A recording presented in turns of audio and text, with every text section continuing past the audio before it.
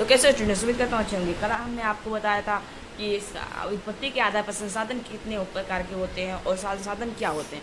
आज मैं आपको बताने जा रहे हैं समाप्यता के आधार पर। तो हम आपसे कहेंगे, आपको सजेस्ट करेंगे कि अगर आपने वो वीडियो नहीं देखी तो आप जाके वो देख लें, इससे आपको ज़्यादा समझ में आने वाला है। ठीक, तो समाप्यता के आधार पर हम बता दें, समाप्यता के आधार पर जो संसाधन होते हैं वो होते हैं दो प्रकार के। एक होता है अनवीकरणीय, एक होता है अनवीकरणीय। एक होता है नवीकरणीय, एक होता है अनवीकरणीय। ठीक, तो नवीकरणीय संसाधन जो होते हैं ये समाप्त संसाधन है, ये असमाप्त संसाधन है। ठीक, इस मतलब कि ये समाप्त नहीं होने वाले, असमाप्त हैं।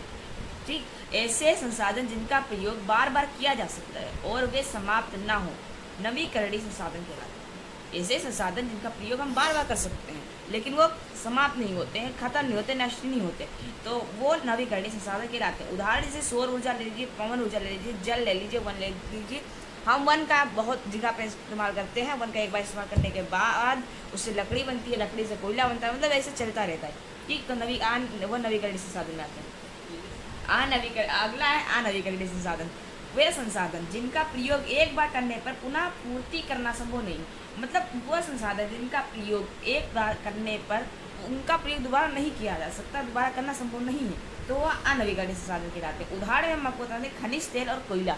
देखिए, खनिज तेल जो है, खनिज तेल में आते हैं हमारे डीजल, पेट्रोल। हमने एक बार डीजल यूज़ कर लिया गाड़ी में तो एक बार यूज़ हो गया, अब वो दोबारा नहीं आने वाला वापस। ठीक, तो वो आगे अनवीकरणीय संसाधन में। तो संसाधन का तीसरा प्रकार है स्वामित्व के आधार, जिसमें इसमें चार भेद होते हैं। एक तो व्यक्तिगत संसाधन, समुदाय स्वामित्व संसाधन, सामुदायिक संसाधन। ठीक, तीसरा राष्ट्रीय संसाधन और अंतर्राष्ट्रीय संसाधन।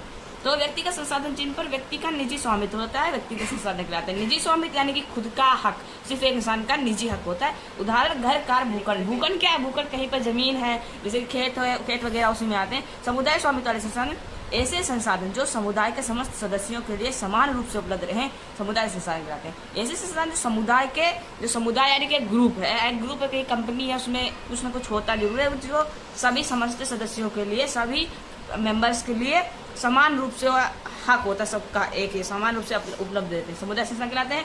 जैसे खेल का मैदान, स्कूल, नदी आदि। स्कूल पे जितने भी स्टूडेंट्स होते हैं वो सबका एक समान हक होता है। ठीक, तो वो समुदाय संसाधन में आते हैं। राष्ट्रीय संसाधन जिन पर केंद्र या राज्य सरकार का नियंत्रण होता है, राष्ट्रीय संसाधन, समझा? जिन पर केंद्र सरकार या राज्य सरकार का नियंत्रण होता है, राष्ट्रीय संसाधन कहलाते हैं। जैसे कि देश की राजनीतिक सीमाओं के अंदर और समुद्र तट से 12 समुद्री मील दूर तक क्षेत्र में उपलब्ध खनिज आते हैं। ठीक, देखो, देश की राजनीतिक सीमा जो होती है, देश का, हमारे भारत का मैप तो आपने देखा होगा, उसमें जो रेखाएं होते हैं वो होती है राजनीतिक सीमा के अंदर, और उसमें समुद्र तट से 12 समुद्री मील दूर तक जो क्षेत्र होता है, वहाँ पर जो मछलियाँ होती हैं वो सब हमारे राष्ट्रीय संसाधन है। ठीक, उनमें कोई और देश का या अंतर्राष्ट्रीय इंसान कोई नहीं आ सकता, उसका हक नहीं। ठीक, अगले हमारे आते हैं अंतर्राष्ट्रीय संसाधन।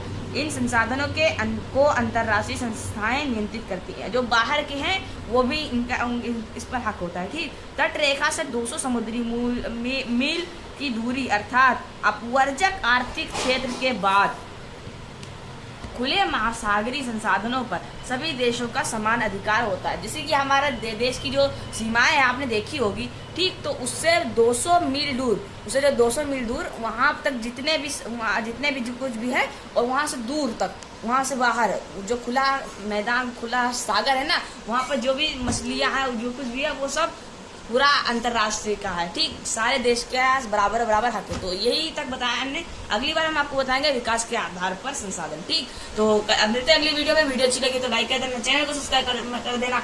हम आपको मिलते हैं अगली वीडियो में।